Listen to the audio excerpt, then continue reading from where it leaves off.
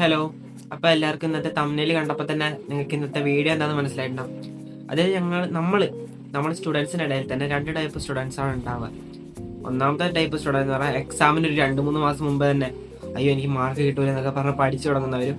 രണ്ടാമത്തെ ടൈപ്പ് നമ്മളെപ്പോലെ, അതായത് എക്സാം അടുത്താലും പഠിക്കണോ വേണ്ടോ എന്നിങ്ങനെ ആലോചിച്ചുകൊണ്ടിരിക്കും. ചിലർക്ക് ഈ എക്സാം അടുത്താലും ആ പേടി കിട്ടൂല. ഓക്കെ, ഞാനും ഇതുപോലെ ആയിരുന്നു. പക്ഷെ എനിക്ക് ഈ എക്സാമിൻ്റെ ടൈം അടുത്തപ്പോൾ ഞാൻ കുറച്ച് ടെക്നിക്ക് യൂസ് ചെയ്ത് എനിക്ക് SLC ഫുൾ A+ ആണ് കിട്ടിയത്. ഓക്കെ, ഞാൻ ഉപയോഗിച്ച ടെക്നിക്സ് നിങ്ങൾക്ക് പറഞ്ഞുതരാം. നിങ്ങൾക്ക് എക്സാം ആയിട്ടും പഠിക്കാൻ ഒരു മനസ്സില്ലാത്തവരാണ് നിങ്ങൾ ഈ വീഡിയോ കംപ്ലീറ്റ് ആയിട്ട് കണ്ടോ, നിങ്ങൾക്കുള്ളത് ഈ വീഡിയോയിലുണ്ട്. ഓക്കെ, ഞാൻ നിങ്ങളോട് ആദ്യമായിട്ട് പറയാൻ പോകുന്ന കാര്യം, നമ്മൾ മനുഷ്യനാണ്. ഓക്കെ, നമ്മൾ മനുഷ്യനായതുകൊണ്ട് തന്നെ നമുക്ക് വലിയ കാര്യങ്ങൾ ചെയ്യാൻ ഭയങ്കര മടിയായിരിക്കും. ഇപ്പം നമ്മൾ തന്നെ വലിയ ടാസ്ക്, അതായത് ഇപ്പം നമ്മളൊരു 20 കിലോ വെയിറ്റ് എടുത്ത് പൊക്കണം എന്ന് പറഞ്ഞാൽ നമുക്കത് ബുദ്ധിമുട്ടായിരിക്കും. അതേസമയം നമുക്കൊരു 5 കിലോ എടുത്ത് പൊക്കാൻ പറഞ്ഞാൽ നമ്മൾ ചിലപ്പോൾ പെട്ടെന്ന് പോയിട്ട് അത് എടുത്ത് പൊക്കും. അതുപോലെ തന്നെയാണ് പഠിപ്പിൻ്റെ കാര്യം. നിങ്ങളിപ്പോൾ പോയിട്ട് നിങ്ങൾ പഠിക്കാനിരിക്കുമ്പോൾ നിങ്ങൾ വിചാരിക്കുന്നത് ഞാനൊരു 2 മണിക്കൂർ അല്ലെങ്കിൽ 1 മണിക്കൂർ കണ്ടിന്യൂ ഇരുന്ന് പഠിക്കും എന്ന് നിങ്ങൾ വിചാരിക്കുന്നു. ഈ ടൈമിൽ നിങ്ങൾക്ക് ആക്റ്റീവായിട്ട് പഠിക്കണം എന്നുണ്ടെങ്കിൽ നിങ്ങൾ ചില ടെക്നിക്സ് യൂസ് ചെയ്യണം. അല്ലാതെ നിങ്ങളിപ്പോൾ പോയിട്ട് 2 മണിക്കൂർ കണ്ടിന്യൂ പഠിക്കണം എന്ന് വെച്ചാൽ ഓട്ടോമാറ്റിക് നിങ്ങളുടെ ബ്രെയിനിൽ ഒരു ലേസ്നെസ്, ഒരു മടി നിങ്ങളെ ബ്രെയിനിൽ പ്രൊഡ്യൂസ് ആവും. അതെങ്ങനെ ഇല്ലാതാക്കാന്നുള്ള കുറച്ച് ടെക്നിക്സ് ഞാൻ പറഞ്ഞുതരാം. നമുക്ക് ആദ്യം കിട്ടേണ്ടത് ഒരു സ്റ്റാർട്ടിംഗ് ആണ്. ഒരു സ്റ്റാർട്ടിങ് കിട്ടിക്കഴിഞ്ഞാൽ നമ്മൾ പിന്നെ അത് ആ രീതിയിൽ അങ്ങ് മുന്നോട്ടേക്ക് പോകും. ഓക്കെ, ആ സ്റ്റാർട്ടിങ് കിട്ടുക എന്നുള്ളതാണ് ഏറ്റവും വലിയ മെയിൻ ആയിട്ടുള്ള കാര്യം. ആ സ്റ്റാർട്ടിങ് കിട്ടാൻ നമുക്ക് ഉപയോഗിക്കാൻ പറ്റുന്ന റൂളാണ് 5 മിനിറ്റ് റൂൾ. അതായത് നിങ്ങൾ ഈ 2 മണിക്കൂർ 1 മണിക്കൂർ പോയി പഠിക്കുക എന്ന് വിചാരിക്കണം. അതിന് പകരം നിങ്ങൾ വിചാരിക്കുക ഈ വരുന്ന 5 മിനിറ്റ് ഞാൻ പഠിക്കും. ഓക്കെ, 5 മിനിറ്റ് ഞാൻ പഠിക്കും.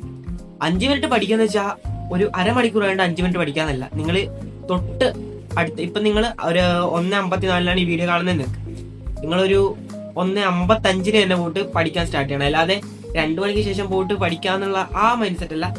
ഒരു ഉടൻ തന്നെ 1-2 മണിക്കൂർ ഇരുന്ന് പഠിക്കണം എന്ന് പറഞ്ഞില്ല, ഒരു 5 മിനിറ്റ് മാത്രം പഠിക്കുക.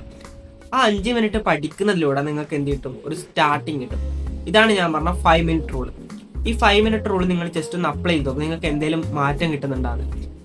ഓക്കെ, ഇനി ഞാൻ നിങ്ങൾക്ക് കുറച്ച് ഐഡിയാസ് പറഞ്ഞുതരാം. നമുക്കിപ്പോൾ സ്റ്റാർട്ടിങ് കിട്ടി. ഇനി നമുക്ക് സ്റ്റാർട്ടിങ് കിട്ടിയാൽ നമുക്കിത് കണ്ടിന്യൂ ചെയ്ത് മുന്നോട്ട് പോകണമല്ല. അല്ലാതെ ഈ 5 മിനിറ്റ് കൊണ്ട് നമുക്ക് വേറെ വലിയ ഉപകാരങ്ങളൊന്നും ഇല്ല. അപ്പോൾ ഇത് കണ്ടിന്യൂ ആയിട്ട് മുന്നോട്ട് പോകാൻ ഞാൻ നിങ്ങൾക്ക് കുറച്ച് ടെക്നിക്സ് പറഞ്ഞുതരാം. അതിൽ ഒന്നാമത്തെ ടെക്നിക്കാണ് നിങ്ങൾ എല്ലാവരും കേട്ടിട്ടുണ്ടാവും, പോമഡോറോ ടെക്നിക്ക്. പോമഡോറോ ടെക്നിക്ക് എന്ന് വെച്ചാൽ ഹ്യൂമൻ ബ്രെയിനിന്, അതായത് മനുഷ്യൻ്റെ ബ്രെയിനിന് ഒരു കാര്യം പഠിക്കാനോ അല്ലെങ്കിൽ ആ ഒരു കാര്യത്തിൽ കോൺസെൻട്രേറ്റ് ചെയ്യാനുള്ള മാക്സിമം ടൈം എന്ന് പറയുന്നത് 20 മിനിറ്റ് ആയിരിക്കും. 20 മിനിറ്റ്, ചിലർക്ക് 25 മിനിറ്റ്. അപ്പം നിങ്ങൾ എന്ത് ചെയ്യണം?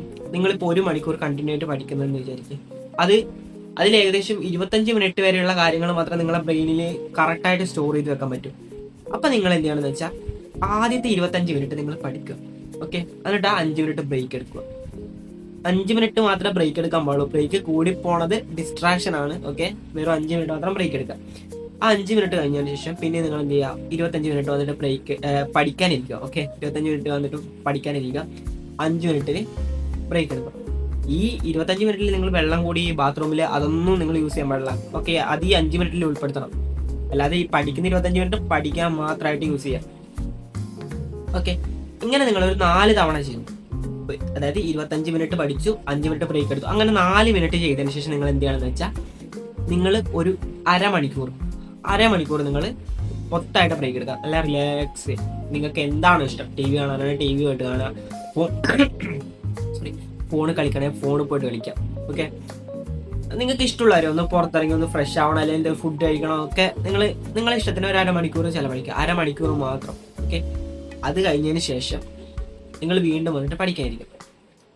ഇനി നിങ്ങൾക്ക് ഇങ്ങനെ നിങ്ങൾ ചെയ്യുകയാണെങ്കിൽ നിങ്ങൾ പഠിക്കേണ്ട ആ സ്റ്റാർട്ടിങ്ങും കിട്ടി, ഇപ്പം നമ്മൾ കണ്ടിന്യൂറ്റി കിട്ടി.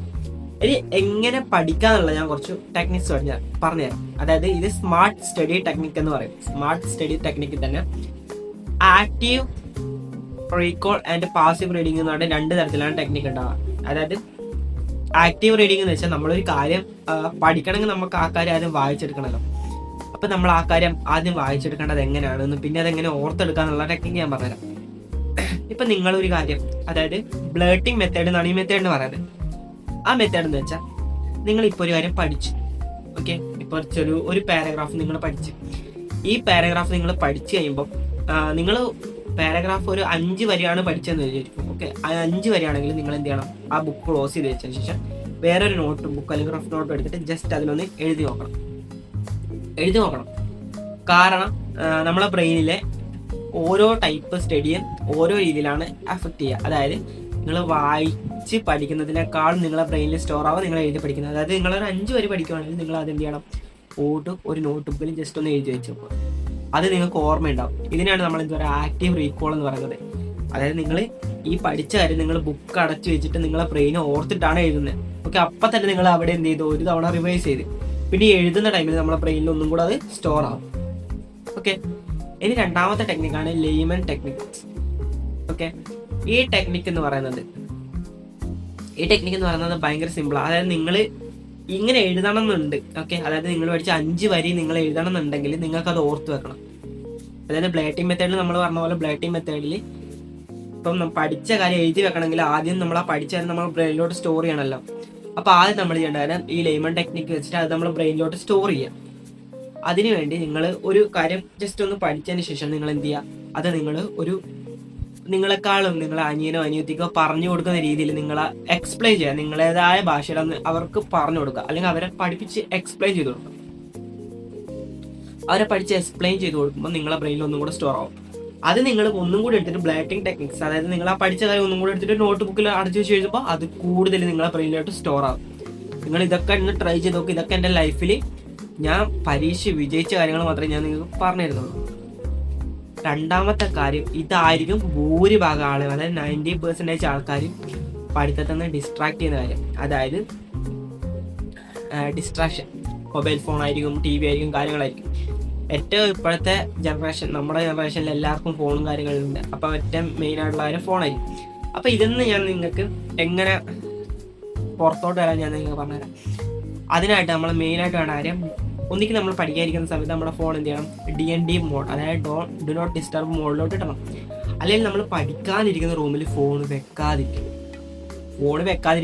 നമ്മളിപ്പോൾ ഒന്നാമത് നമുക്ക് ഒരു ഇഷ്ടമല്ലാത്ത കാര്യമാണ് ചെയ്യുന്ന പഠിത്തം എന്ന് പറയുന്നത്. ഒന്നാമത് ബോറടിയാണ്. അപ്പോൾ നമ്മുടെ അടുത്ത് ഫോൺ കൂടെ ഉണ്ടെങ്കിൽ നമ്മൾ വിചാരിക്കും ഒരു 5 മിനിറ്റ് റിലാക്സ് ചെയ്യാൻ എടുക്കാം.